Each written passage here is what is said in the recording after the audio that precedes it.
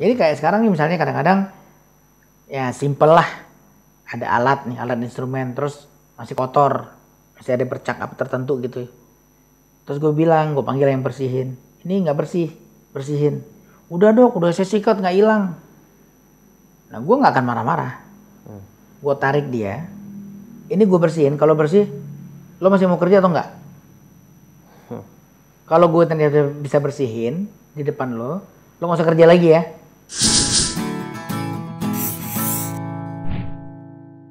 Ada nggak yang berbeda dari Tompi yang dulu ke Tompi yang sekarang, yang kalau reflect from your journey sejauh ini gitu?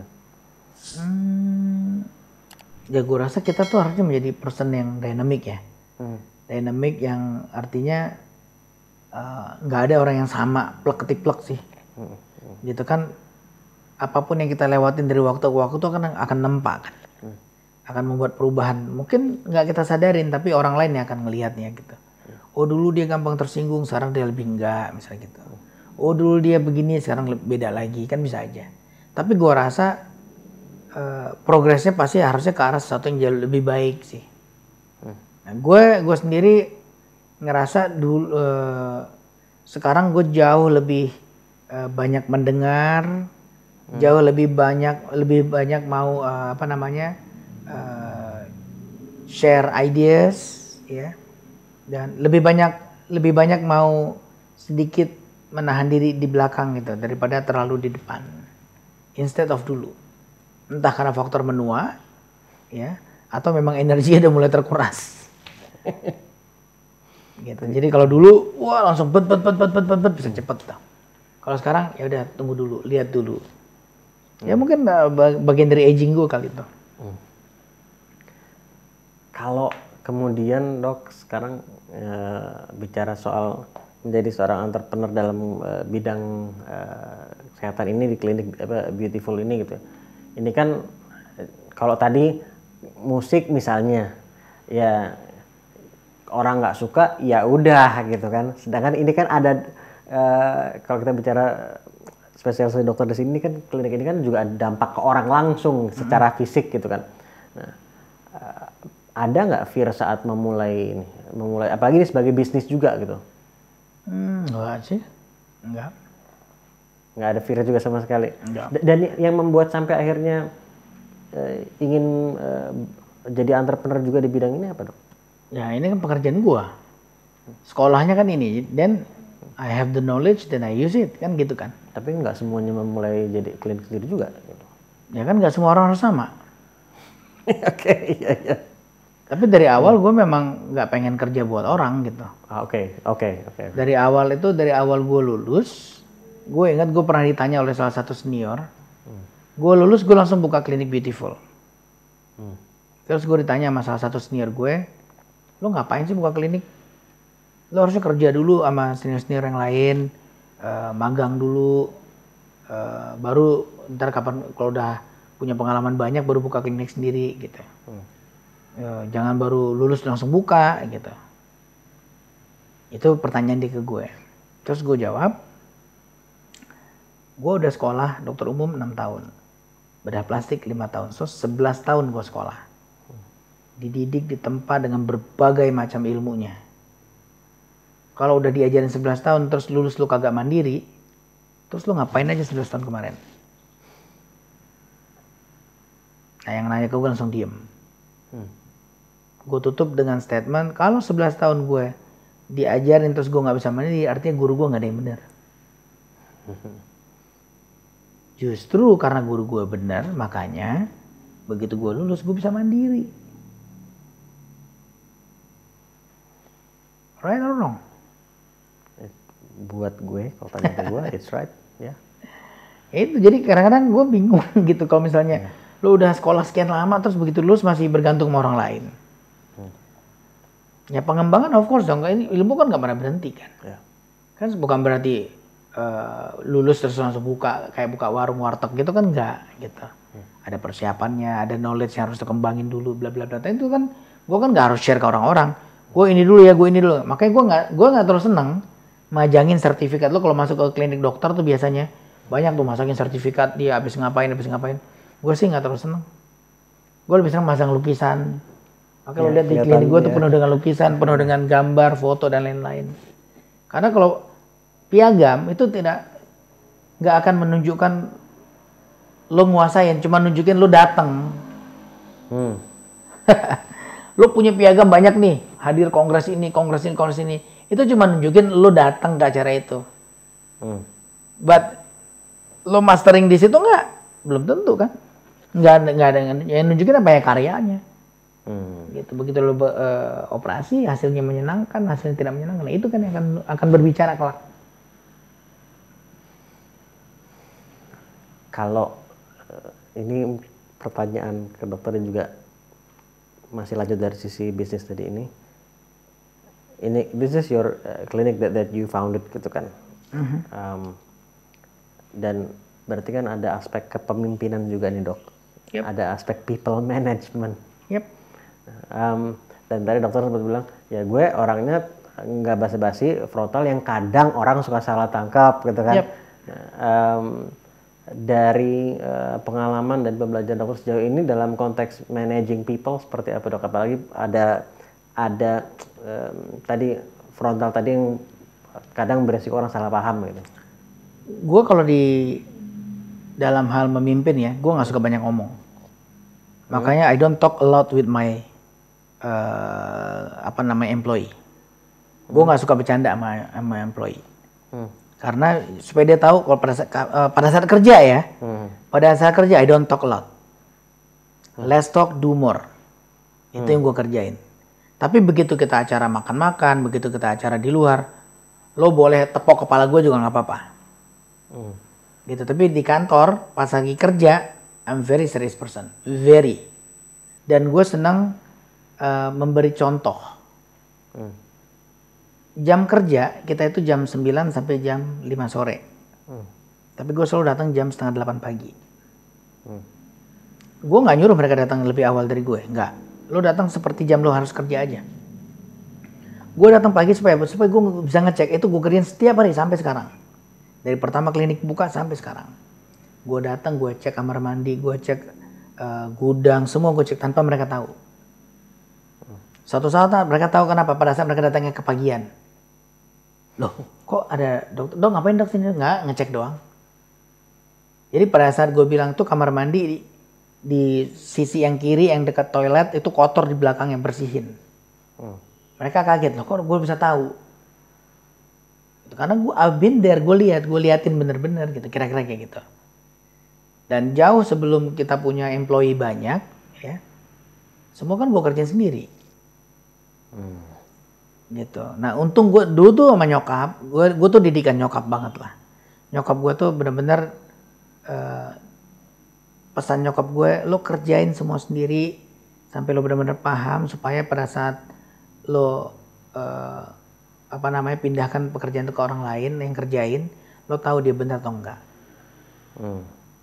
Karena lo udah pernah menjalani semua. Jadi kayak sekarang nih misalnya kadang-kadang ya simple lah, ada alat instrumen, terus masih kotor, masih ada bercak apa tertentu gitu. Terus gue bilang, gue panggil yang bersihin, ini nggak bersih, bersihin. Udah dok, udah saya sikat nggak hilang. Nah gue nggak akan marah-marah, gue tarik dia, ini gue bersihin, kalau bersih, lo masih mau kerja atau enggak? Kalau gue ternyata bisa bersihin di depan lo nggak usah kerja lagi ya. Enggak dok, bentar saya ambil dok.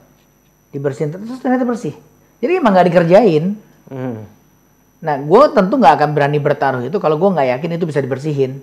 Justru karena gue udah pernah bersihin dan gue tahu itu bisa dibersihin, makanya gue bisa bilang ini pasti, ini cuma caranya aja mungkin salah. Ya lo gosok pakai air doang ya nggak bisa. Rendem dulu, habis direndam kan udah diajarin semuanya. Nah so lo nggak kerjain properly makanya nggak works gitu. Ya kira-kira kayak gitu. Jadi gue you can ask my employee, gue jarang marah-marah.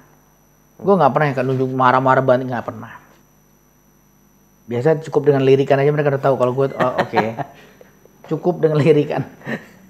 Gue kalau operasi misalnya ya udah tahu, sorry dok maaf. Gitu. Buat gue itu penting buat lu tahu bahwa itu salah gitu. Kadang-kadang gini ya, kita tuh bukan marah karena salahnya sih. Kalau gue lebih marah karena lo nggak tahu lo salah, itu yang bikin gue marah sih. Kalau lo tahu itu salah, then you fix it, dan no more discussion, gue nggak akan perpanjang. Dan gue orang nggak dendaman juga kok. Tapi pada saat lo nggak tahu itu salah, sehingga lo anggap itu sebagai sebuah kebenaran dan lo ulang-ulang, nah habis lo. Gemas banget rasanya. Ada beberapa pertanyaan lagi dok, if you don't mind. Bidang ini kayak tadi, terutama gini, banyak orang yang di dunia kreatif yang kadang kalau dalam berkarya kadang kan suka ya lagi nggak mood gitu, dan kayak nunggu inspirasi datang. Ini mungkin kayak mitos, tapi kan kadang masih banyak yang gue pribadi tidak percaya itu. Yep. Tapi omongan-omongan seperti itu kan itu masih cukup banyak gitu. Yep. Sedangkan dokter sendiri kan sebagai orang di dunia kreatif juga, tapi juga di dunia sains juga gitu. Kalau ada nggak dari apa yang dokter pelajari di dunia sains ini, yang kalau tadi kan diaplikasikan dari seni ke sains, kayak tadi rasa itu, ada nggak yang sebaliknya, yang juga mungkin membantu agar bisa lebih konsisten berkarya di dunia seni, tapi ilmu-ilmu tertentu yang dapatnya dari dunia sains? Sistem kerja sih. Ya itu yang tadi yang gue maksud. Gue beruntung sih bermain dua kaki lah istilahnya. Ya. Kita kalau di berkesenian kan kecenderungannya kan freestyle. Ya kan, ya itu kayak tadi lo bilang, kerja mau berkarya nunggu mood dulu, terus kadang-kadang proses berkarya bisa panjang gitu. Nah kalau gue senangnya bersistem, supaya nggak buang-buang waktu, karena banyak yang pengen gue kerjain gitu. Ya itu tadi, jangan sampai mau nge-shoot hal yang simple doang jadi panjang banget, diulang-ulang gak karu-karuan. Nah pernah satu waktu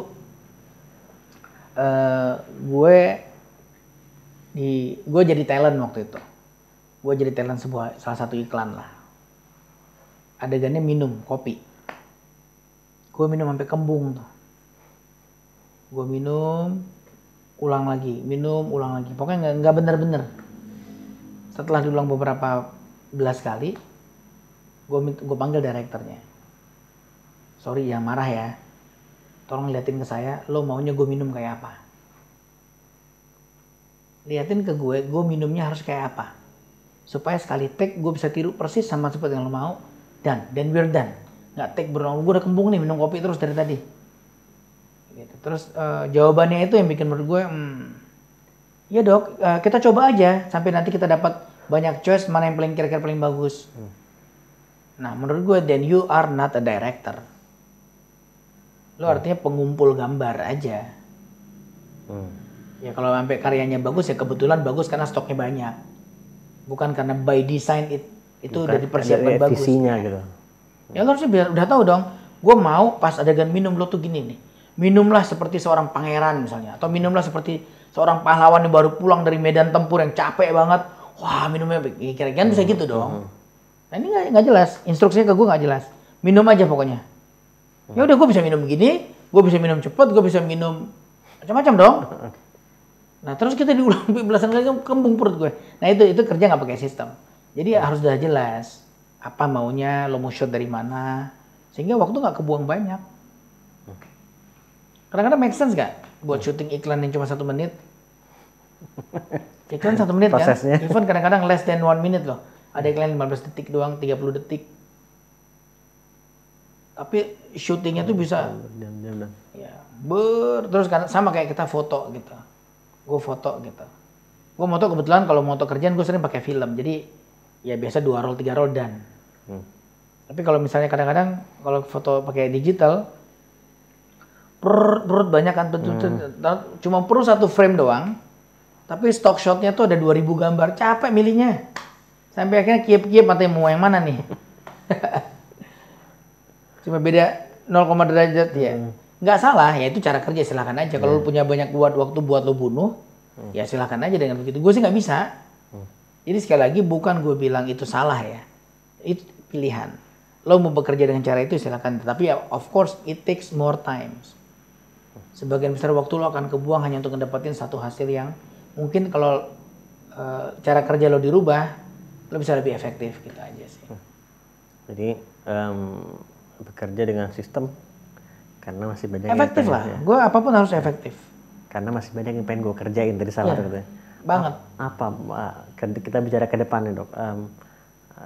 Ada nggak karya-karya lain yang mungkin yang ingin dikerjain? Gue very spontaneous person. Ada payung besarnya nggak? Setiap kali gue bikin lagu itu bukan gue rencanain gue pengen bikin lagu sih. Bisa sambil boker tiba-tiba kepikiran melodi. Bisa lagi duduk di angkot tiba-tiba, bisa lagi motret tiba-tiba kepikiran lagu. Bisa lagi operasi ini tiba-tiba, wah ini kalau jadi lagu asik nih. Serius. Jadi very spontaneous. Dan nggak bisa, pokoknya nggak bisa dipesan gitu. Bikin lagu ya, besok kumpul, pasti nggak jadi itu lagu. Terus yang banyak mau dikerjain tuh apa? Artinya, ya itu tadi, kadang-kadang gue lagi duduk, kayak bikin ini asik ya. Bikin ya udah telepon teman-teman, kita bikin ini yuk. Gitu. Bisa kayak gitu. Tapi kalau tadi kerja nggak asik, akhirnya nggak ada waktu untuk ngerjain yang kayak gitu maksudnya. Iya. Gitu ya. Suka baca nggak dok? Nggak. Nonton film? Banget. Gue bisa nonton satu film yang sama 10-15 kali. Film apa misalnya? Apapun. Ya ada nggak? Gue tau biasanya pertanyaan film favorit apa tuh kayaknya nggak fair. Karena gue juga penggila film juga susah. Tapi ya misalnya gue nonton. Yang teringat saat ini deh gitu. Misal gue nonton film Patch Adams. Ya itu Robbie Williams. Itu film tentang medical. Itu salah satu yang gue sangat suka sampai sekarang. Nah itu yang gue lihat tuh beda-beda setiap kali gue nonton. Nonton pertama yang gue lihat funnya, serunya, ceritanya, bla bla bla gitu. Nonton kedua gue bisa cuma buat lihat lightingnya doang dari awal sampai habis. Lightingnya keren banget. Duh kok kepikiran dia ngambilnya gini ya gitu-gitu. Terus nonton berikutnya gue bisa cuma ngelihat cara dia masukin jokes, cara dia masukin message-message tertentu, hidden message-nya gitu-gitu lah. Jadi nontonnya dengan kacamata yang berbeda-beda gitu dari makanya nggak pernah bosan. Sampai kadang-kadang istri gue nggak bosan nonton film ini terus enggak. Karena yang gue lihat tuh beda. Gue nggak ngelihat yang lo lihat gitu. Apalagi ada lagi? Mungkin satu lagi deh film. Banyak, hampir semua film yang gue tuh yang terpikir. Yang terpikir sekarang misalnya yang salah satu yang sering gue ulang-ulang ya. The Last Castle. Robert Redford. Iya. Iya. Lo jangan tanya sama gue nama pemainnya. Iya, gue ingat. Nah itu gini, beda sama gue ya. Orang kadang-kadang bisa nonton, dia tahu, dia bisa hafal nama pemain, director, scriptwriter. Gue nggak pernah hafalin itu. Gue nama pemainnya, tapi gue tahu itu yang itu pokoknya. Gue tahu cerita, makanya kadang-kadang judul filmnya gue suka lupa. Gitu, bukan nggak penting ya. Karena memang kemampuan gue mengingat tuh lemah begituan. makanya gue jadi dokter bedah plastik. Gue nggak jadi dokter penyakit dalam. Gue kemampuan gue mengingat dosis obat, interaksi obat itu terbatas gitu. Jadi daripada gue buang-buang waktu buat maksain mikirin begituan, nah gue ngambil yang bidang yang kira-kira nggak perlu banyak mengingat begituan lah. Nah, termasuk nonton film. Jadi kalau gue nonton film, gue cuma hanya mengingat yang gue pengen ingat. Jadi kayak lightingnya, ini itu pasti gue kulik abis gitu. Tapi kayak nama-nama pemerannya ini gue suka siapa yang mainnya gue lupa namanya. Tapi gue tahu yang itu orangnya gitu. Dan Last Castle gue juga enjoy filmnya. Ya best lah itu. Failure, soal kegagalan ada perspektif nggak? Perspektif dokter tentang how do you see failure gitu? Gue pernah beberapa kali fail yang membuat gue tuh bener-bener kayak ngerasa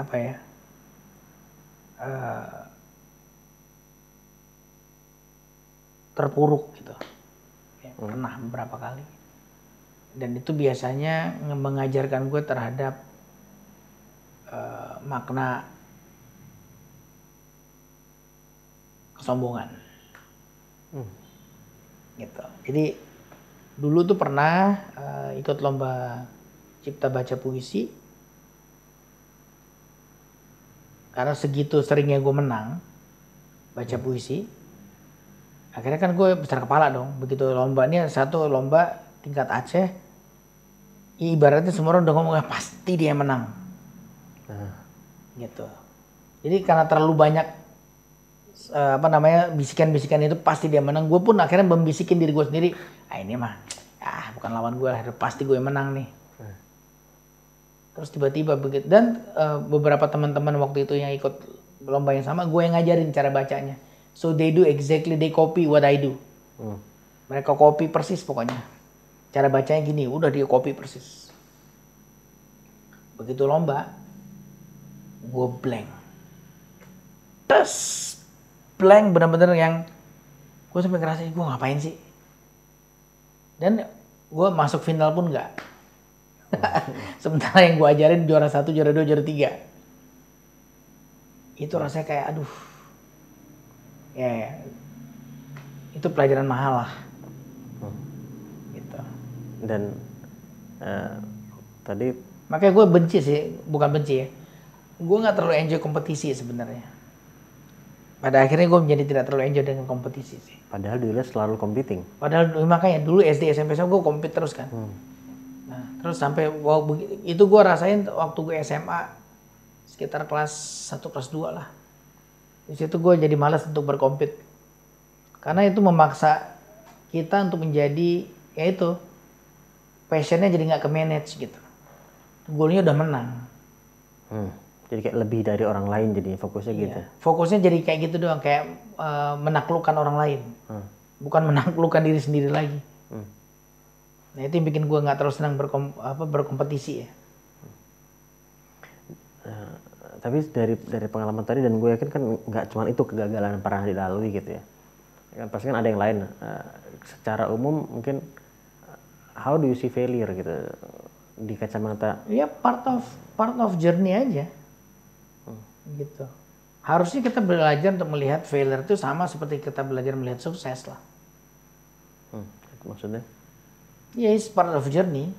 Pada saat sukses lo terlalu berbahagia sampai lupa diri juga ngaco kan. Gitu juga dengan failure, gitu, terlalu terpuruk sampai nggak bisa ngapa-ngapain juga ngaco gitu. Jadi just sukses ya udah, terus next what? Jadi gue selalu ngeliat itu bagian dari langkah yang harus kita hadapin gitu. Fail atau sukses, ya udah next what? Bahasa Inggris salah ya. What's next? What's next gitu. Ya udah. Jadi ya oke gagal, tapi terus apa? Kalau ya sukses tapi terus apa gitu? Iya dong. Next apa? Mau ngapain lagi gitu. Thank you banget, Dok. Sama-sama. I hope you enjoy this conversation karena gue enjoy banget belajar dari lo, Dok. Thank you banget atas waktunya. Dan gue yakin semua yang nyimak juga bisa belajar banyak from your journey, from your insight juga dari perspektif lo gitu.